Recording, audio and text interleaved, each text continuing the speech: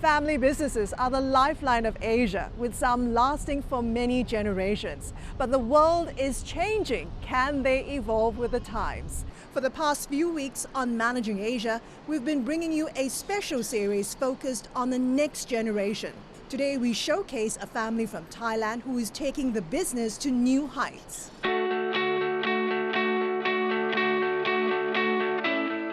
At 314 meters high, the Mahanakhon is now the tallest building in Thailand. The man behind the mega structure still under construction is Sorapoj Techakraisri. He's young, ambitious, and knows exactly what he wants. I want this building to be part of Bangkok and kind of giving back to the cities.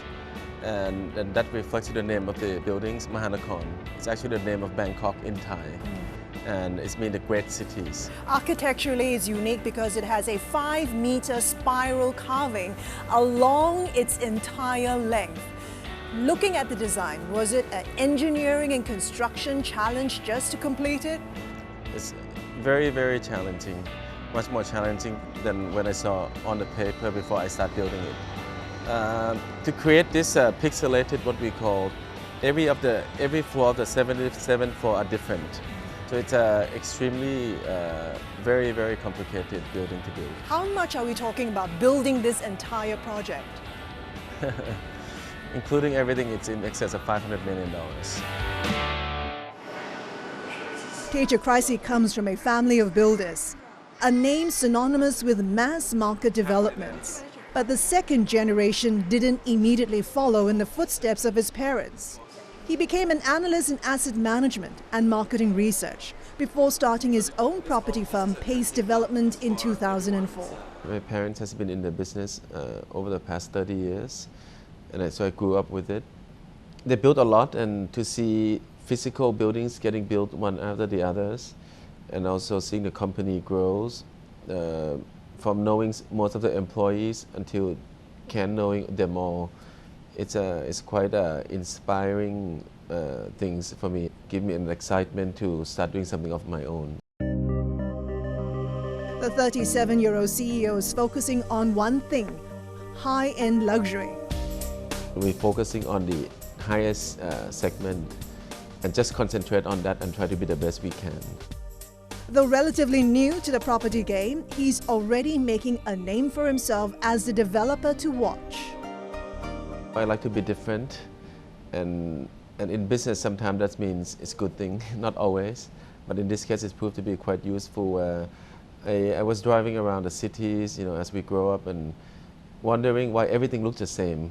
If I'm gonna build something, it would not be purely on business, but it just also to create something different, not only aesthetically, but different in terms of the quality of livings and that's the work that I enjoyed to put my time on, rather than quantity and building more and more of the same thing. Then Mahanakhon is as unique as any building could be.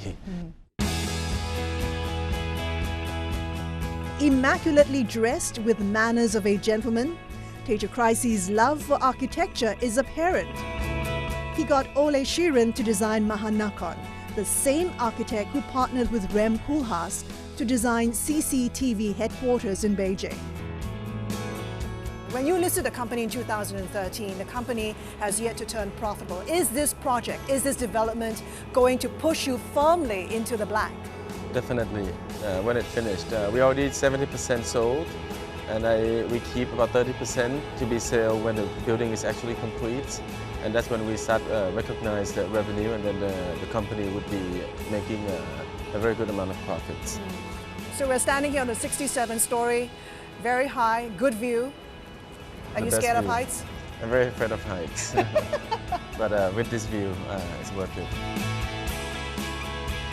But there are clouds on the horizon. He'll be launching the mixed-use development as Thailand faces multiple challenges, including the recent bomb blast in Bangkok that killed 20 people, a tragic incident which Techakraisri says has a short-term impact on tourism, a rare bright spot in a struggling economy. The CEO says the past 7 years has been the most difficult for Thailand.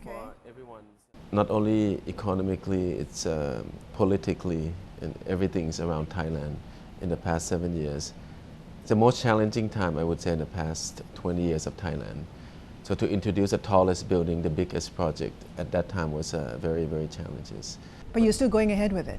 Yeah, we introduced it in 2008 before, if you could remember the subprime crisis that the whole world starting going into crisis one after the other, Europeans. Yes, so we didn't know before, and we started, and I put everything else on the side and focus on this. And this is what I said about focus and trying to complete one thing at a time.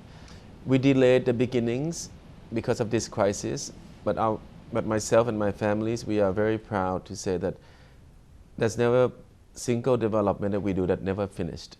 So we rather take time to plan to make sure it finished rather than rush into starting and stuck halfway. Because in real estate, that's very dangerous. When you quickly go into it and you stuck halfway, that means this is, it's not finished. You're in a lot of debt. So we really delayed the starting point and planned every possible ways to make sure that we can handle this. And then that's when we decided to start 4 years ago, and now we're 1 year to complete. Did you manage to keep to your budget? Was that a big challenge? It's a big challenge. I'm not successful in keeping the budget. I'm not very good at that. I always give very good things to the buyers. But we stick to the concept that we originally started. Luckily, the economy has been recovered.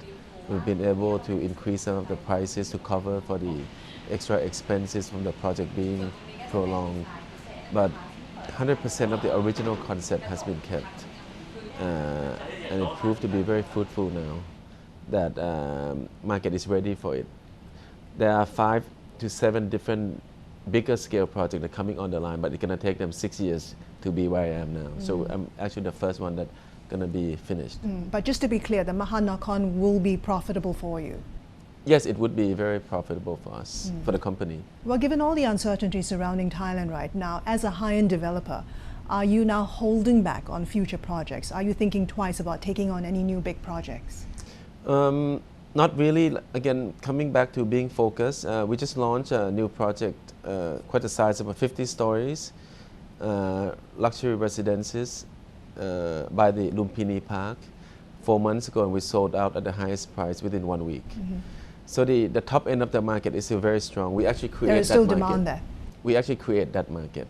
We're the first one who introduced at the highest price point at that time, and people thought we, are a bit crazy. But now everyone is following us. But we already, since we be the first one to come into at this segment, so now we are the leader in that segment, and we continue to do it. What's your outlook for the property and real estate market here in Thailand? Thailand is still a growing economy. With the likes of AEC, Asian Economic Communities coming up, I see the higher end of the market will still continue to grow because there would be many expatriates and foreign companies come to invest here, set up their offices here. So I think on the higher end of the market is somewhat fairly healthy. What about the rest of the property market? We're not involved in, but from my understanding, it has been on a good run for the past 3 to 4 years. And in terms of the supply, demand, I think it would continue to do well, but has been on a cautious basis. There's a lot of supply coming into the market. As a businessman operating in Thailand, what's it like growing a business under military rule? It not really have any impact, I would say, at all. It's more political, and I guess if anything would be more on the foreign side, which is equity market and some of the businesses that to do with the foreign direct investment. As far as a local business, that very little impact or almost none. But of course, in the longer term, for the politics to come back to democracies would definitely bring back the confidence to the international communities, which always good to the country in the longer term. And everything, I think it's still pretty much the same as before the military come in. Even better because we have many months of stability and calm. Instability, at least here. For local people, we see this as a stability and on a short term. So that is doesn't have much impact on the Looking business. ahead, are you confident the military government has the ability to steer the Thai economy out of this current weakness? I think it's not only the military government, I think it's everyone's. The private sector play a very strong role. I think Thai economies would come out quite well and continue to grow after the politics has been settled. That's what I feel. Stay with us. More with Sorapoj Techakraisri, CEO of Pace Development, in just a moment. Real estate would be always profitable because we would pick the right project at the right time. So that is a model that I'm looking. But the food business will be a core business of Pace Going Development. forward, I think after 3 years, it should already be outnumbered the real estate revenue. Managing Asia, we'll be right back.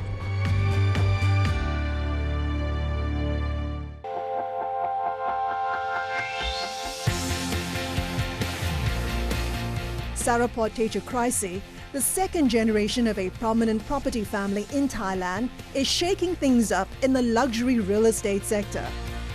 He also made headlines in 2013 when he bought over US-based food retail chain Dean & DeLuca for $140 million.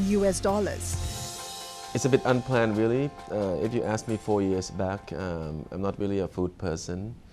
It's starting from Mahanakhon, really, where at that time we tried to build the best mixed-use development, and one of the big part is the market, the food side. And we look around and try to find a unique operators, and we have identified Dean & DeLuca as a good fit to the development. How did you end up buying it? So I reached out to the owners and would ask him to come to open a store here in Bangkok, Thailand. And at that time, there wasn't an interest to come here yet. So and then I keep pushing and pushing. So they asked, so why don't you do it? So I become the Thailand licensee for Dean & DeLuca at that time, 4 years ago. So I started open the first shop here in Bangkok. And it happened to do very, very well. And I come to learn about the business, come to enjoy the business. 2 years ago, I have this idea of, why don't we do more with it? So we have a very good relationship with the owners. It's a privately held company. So we started, it's very sensitive as well. So I start to kind of sounding out with him. We don't meet that often, but every time I see him, I try to find out about his plan on the future. He's really passionate about the brand. And he also sees that I'm very passionate about the brand.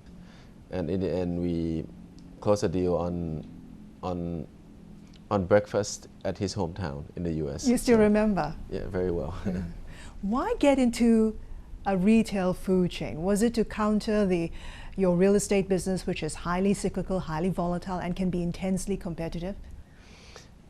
Yes, and there's some other additional reason as well. Number one, definitely having been involved and now owning one of the publicly listed real estate companies, yeah, exactly like you, it's very cyclical. It forces us to grow.